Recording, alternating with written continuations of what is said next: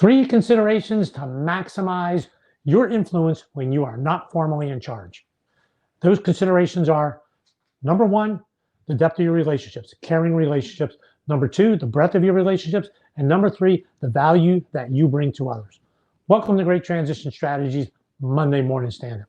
5 minutes to get your week off to a great start and potentially give you something to help make you a more effective leader. All right. So as we go through this here today, I want you to think this is long-term.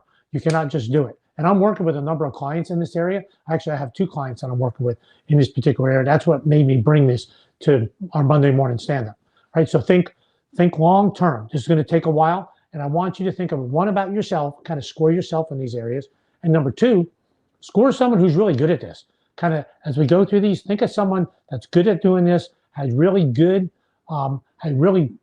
it's thought of well in this area, and now score them. Okay, so you want to be able to influence when you're not formally in charge. Usually a cross-functional team or a matrix organization are typical places where this shows up. So number 1, the first one, caring relationships. Think depth of relationship. You need to know people to a certain degree. You don't need to know everything about them, clearly not, but you need to have some level of personal familiarity with them and certainly a deeper level of professional familiarity with them. What are they after? What are they trying to accomplish? What's the direction that they're going? I think a really good test to know that if you have a deep enough relationship with folks is if you call someone and say, hey, I really need some help. I need someone to bounce some ideas off of. Are you available? And they respond. I think that's a pretty good indication. So first, depth of relationships that you have. Number 2, breadth of relationships. How broad are the relationships that you have, that you are outside of your silo? So think outside of your silo into other departments, directorates, whatever, outside of maybe your organization, and think levels of leadership as well, that these relationships you have are with people deeper, lower in the organization, people up in the organization.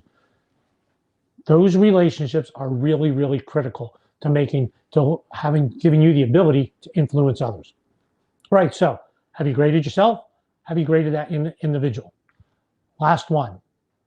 When I think about this last one, well, I'll just say what it is. What value do you bring to others?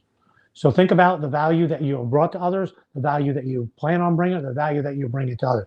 So if you have people coming to you on a pretty regular basis, hey, Gary, can you help me? Hey, Bob, Julie, can you help me with these areas?